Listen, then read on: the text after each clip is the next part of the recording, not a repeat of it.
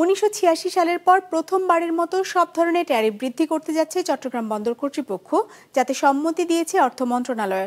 নতুন প্রস্তাবে বন্দরের বিভিন্ন সেবার বিপরীতে সর্বোচ্চ 40% পর্যন্ত শুল্ক বাড়াচ্ছে বন্দর। বর্তমান বৈশ্বিক পরিস্থিতিতে এ ধরনের সিদ্ধান্তকে অযৌক্তিক বলছেন বন্দর সংশ্লিষ্টরা। চট্টগ্রাম থেকে নাজমুল সাদেকের রিপোর্ট, ক্যামেরার সাথে ছিলেন সঞ্জীব দেব। ওয়ালটন এখন দেশের সীমানা পেরিয়ে পৌঁছে গিয়েছে 50টিরও বেশি দেশে। ওয়ালটন, ঘরে ঘরে বিশ্বজুড়ে। দেশের জলসীমায় জাহাজ আসার পর থেকে যেসব সেবা দেয়া হয় সেগুলোর বিপরীতে নির্দিষ্ট ট্যারিফ বা মাশুল আদায় করে বন্দর কর্তৃপক্ষ। বর্তমানে এরকম 52 ধরনের সেবার বিপরীতে মাশুল আদায় হলেও নতুন ট্যারিফ প্রস্তাবে সেগুলোকে 23টিতে রূপান্তর করা হয়েছে। এতে 4 ধরনের সেবা বিলুপ্ত করে নতুন আরও 5টি সেবা অন্তর্ভুক্ত হয়েছে। এই উদ্যোগে মাশুল বাড়বে সর্বোচ্চ 40% পর্যন্ত। অর্থ মন্ত্রণালয়ের অনুমোদনের পর প্রস্তাবটি এখন আইন মন্ত্রণালয়ে। ট্যারিফ রেট শোনেন, এটা নিয়ে আমরা কিন্তু আলোচনা করে বাড়িয়েছি। এককভাবে মন্ত্রণালয় বাড়েনি, আন্তঃ মন্ত্রণালয়ে কথা হয়েছে এবং স্টেক হোল্ডারদের সাথে কথা হয়েছে। বিশ্বের বিভিন্ন মেইন পোর্টের ট্যারিফ দেখার পরে দেখা গেছে এখনও এটা ট্যারিফ অনেক কম, এমনকি মংলার থেকেও কম। নতুন মাশুল কার্যকর হলে বন্দরে পণ্যের স্টাফিং $2.73 থেকে বেড়ে হবে $6.41।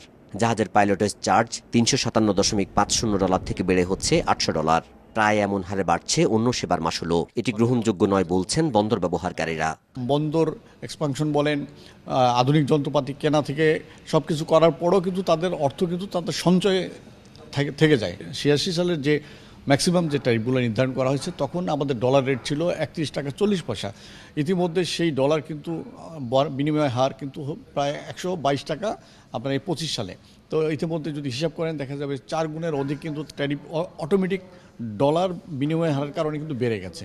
তো এই যে বৃদ্ধিটা তো আলটিমেট আমরা পরিশোধ করছি, তার উপরে কেন আবার অতিরিক্তভাবে আমাদের এই ট্যারিফটা বাড়াতে হবে, এটা আমার ঠিক বোধগম্য নয়।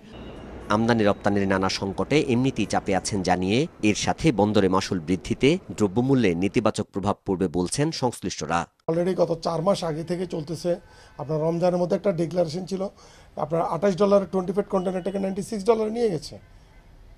তো এই একটা বাড়তি, এরপরে দিয়ে আসলো অফডকের একটা বাড়তি চার্জ। এখন কিন্তু কোনো আলোচনা নাই, কিন্তু এই আলোচনা না করে এক পক্ষে যদি মনোপলি ব্যবসার জন্য কেউ করে থাকে, কালকে আমিও করতে পারি।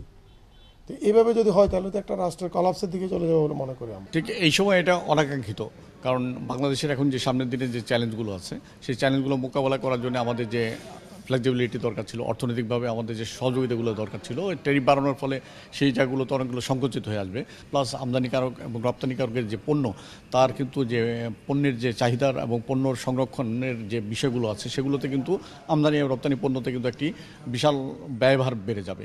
এই ব্যয়ভারটা কিন্তু আলটিমেট যারা ভোক্তা আছেন এবং যারা রপ্তানিকারক যারা আছেন তাদেরকে কিন্তু বহন করতে হবে।